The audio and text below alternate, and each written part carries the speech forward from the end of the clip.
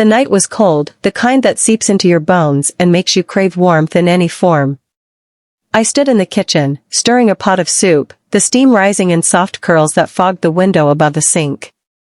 My name is Clara, and at 44, I have worn the badge of single motherhood for most of my life.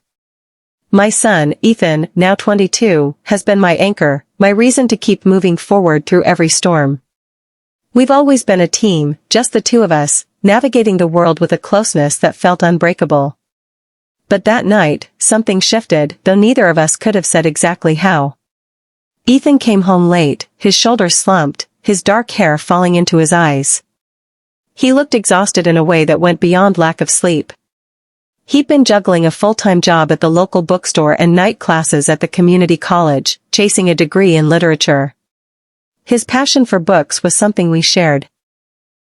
But lately, I could see the weight of his ambitions pressing down on him, chipping away at the spark in his hazel eyes. "Mom," he said, his voice low, almost a whisper. "I don't feel so great."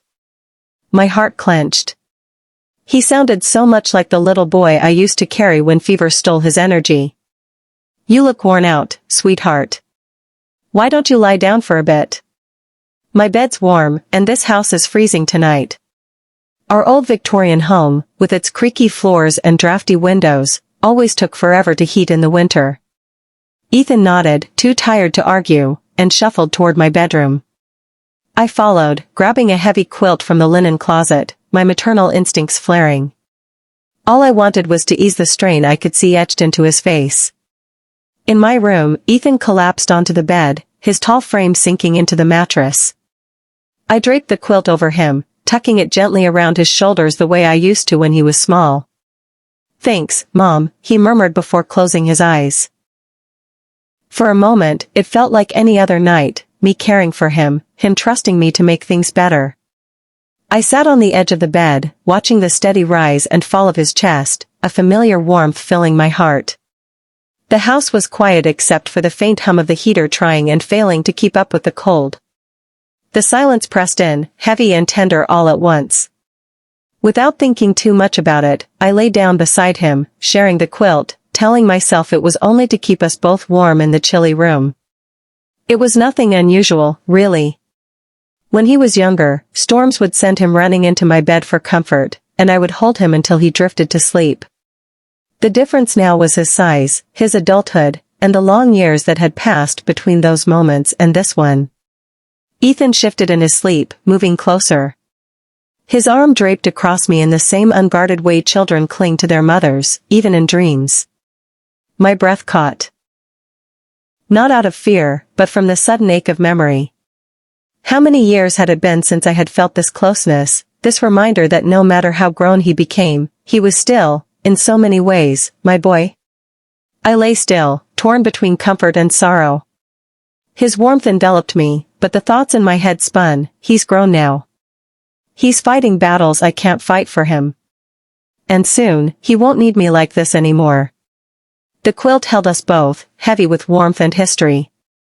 I stared into the dark, listening to his breathing, and realized with a sting of bittersweet truth that motherhood is a series of quiet goodbyes. That night, under the weight of the quilt and the silence, I mourned the little boy I'd already lost to time, even as I held on to the man he was becoming. But in that moment, with Ethan's body so close, I felt something else. Not desire, no, nothing like that. It was something harder to name. A pull, a warmth, the fragile ache of realizing how much I still needed him, even though he was grown. It scared me to my core, because it reminded me how lonely I truly was. I hated myself for the thought, for even noticing the way his breath brushed my shoulder, the way his hand, resting lightly on my arm, reminded me of a time long gone when he reached for me without hesitation. I wanted to move, to shake the feeling away, but I couldn't. The silence was too heavy, the moment too raw. Ethan stirred. His head lifted slightly, his hazel eyes meeting mine. And what I saw there made my stomach twist. Not romance, not desire, something softer. Vulnerability. Weariness. The kind of look a child gives when they don't know where else to turn. "Mama," he whispered, his voice hoarse. "Is this, okay? Just, being here? The question cracked something inside me. I opened my mouth to reassure him, to say of course, always, but the words stuck in my throat. I could only nod, a small, hesitant movement, though my heart screamed with so much more. He reached up, brushing a strand of hair from my face with a gentleness that made my chest ache. Such a simple gesture, yet it carried the weight of all the years between the boy he once was and the man he was becoming. I closed my eyes for a moment, willing myself to remember, he was still my son. He would always be my son. But oh, how cruel time was, pulling him further away from the little boy I used to carry on my hip. Then, just as quickly as the closeness had settled in, Ethan pulled back. He let out a shaky laugh, rubbing the back of his neck. His cheeks flushed with embarrassment. "Sorry, Mom," he said softly. "I don't know what that was. I'm just so tired." The spell broke. Reality returned like a cold wind. I sat up, my hands trembling as I tried to steady my breathing. "It's okay, Ethan," I said, forcing a smile that felt brittle on my lips. "We're both just worn out. It's been a long day." But inside, it didn't feel okay. The air between us was charged, heavy with unspoken things I couldn't quite name. I wanted to reach out, to hug him and pretend nothing had shifted, but something had. Something I couldn't put back. Before I could say more, the doorbell rang, a sharp sound that sliced through the tension like a knife. I jumped, almost grateful for the interruption, and hurried to the door. It was our neighbor, Tom, a kind man in his late 50s with a weathered face and warm smile. He held a flashlight, his coat dusted with snow. "Hey, Clara," he said gently. "Saw your lights on. Just wanted to check in. It's bitter cold tonight, any trouble with the heater?" His concern was genuine, and for a moment, I felt grounded by his presence, as if his visit pulled me back into ordinary life. "Thanks, Tom," I said, my voice steadier than I felt. "The heater's been acting up again. If you wouldn't mind taking a look." I stepped aside, letting him in, but I was acutely aware of Ethan standing in the hallway.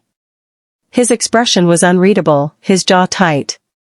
His arms crossed over his chest. Tom knelt by the heater, his tools clinking softly as he worked. He asked me about Ethan's classes, about my job at the library, his voice calm and casual. I answered automatically, my words polite but distant, my thoughts elsewhere. Ethan stayed where he was, silent, watching. His eyes flicked between me and Tom, and something in his face unsettled me, a tension I couldn't decipher. Was it protectiveness? Jealousy? Or was I just projecting my own confusion onto him?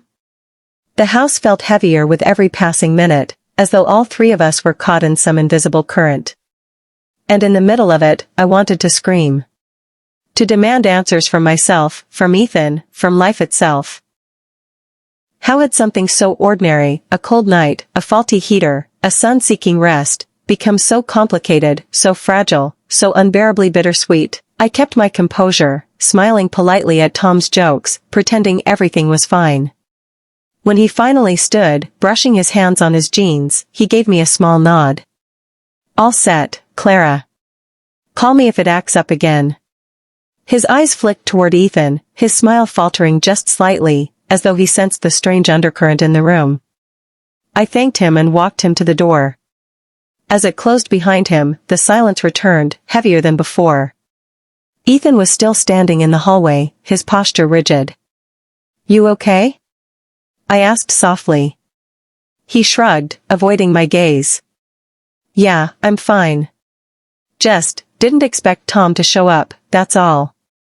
His tone was clipped, and guilt prickled in my chest, though I wasn't sure why. I wanted to press him, to ask what was wrong, but before I could, he turned and walked to his room. The door closed with a quiet click that somehow felt final. I stood there for a long moment in the dim light of the living room, my heart heavy with a mixture of relief and dread. Tonight had unraveled something between us, something I couldn't name but couldn't ignore.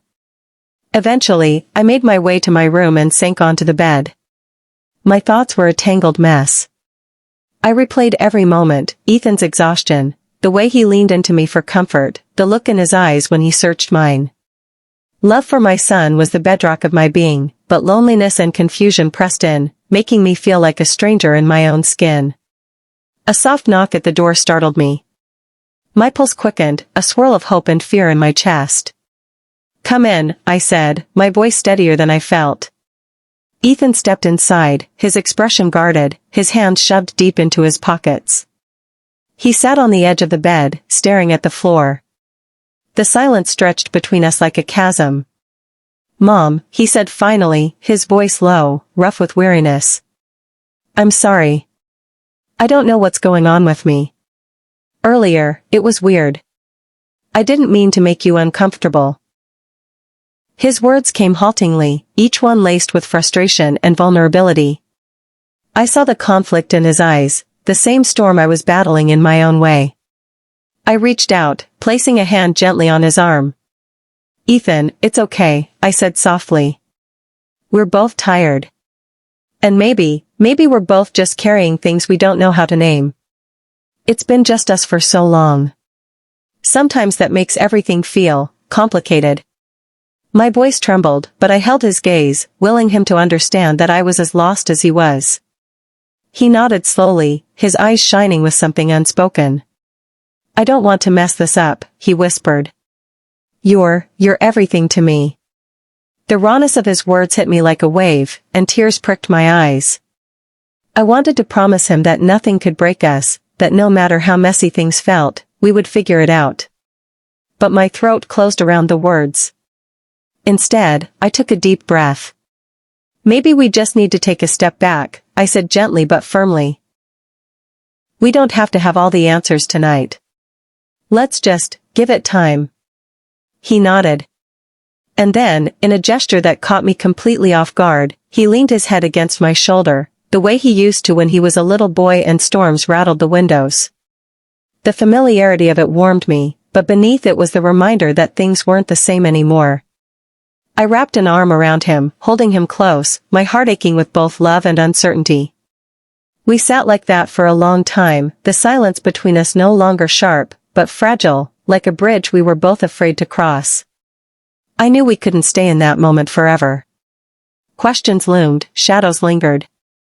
But for now, it was enough just to hold on to each other, as though the simple act of not letting go could keep the world at bay. It was enough just to be there together, even if the path ahead was uncertain. Then came another knock at the door, sharp, insistent. I tensed, pulling away from Ethan, our eyes meeting in mutual surprise. My legs felt unsteady as I stood and opened the door. Tom was there again, his face etched with concern. "Clara, I'm sorry to barge in," he said, his voice urgent but kind. "You seemed off earlier.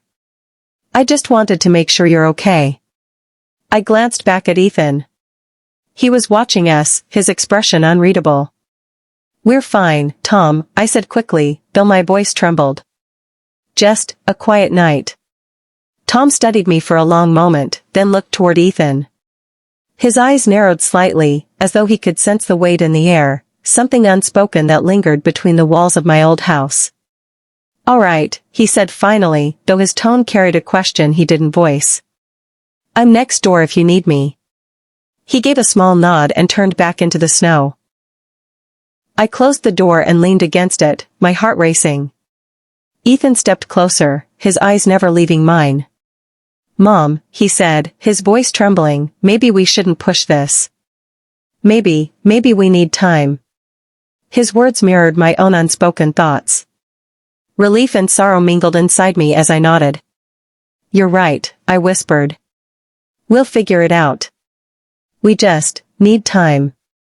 He nodded too, and for a moment we stood there in the dim hallway, the silence between us both a comfort and a barrier. When he finally turned to leave, I felt a pang of loss, but also, quietly, a flicker of hope. Whatever this was, however fragile and confusing, we would face it together. One step at a time. I sank onto the couch after he'd gone, the house once again quiet except for the steady hum of the old heater. My heart ached with the weight of the night, but beneath it all was something softer. The bond between us had been tested, stretched thin by loneliness and unspoken fears. but it hadn't broken. And maybe that was enough, for now.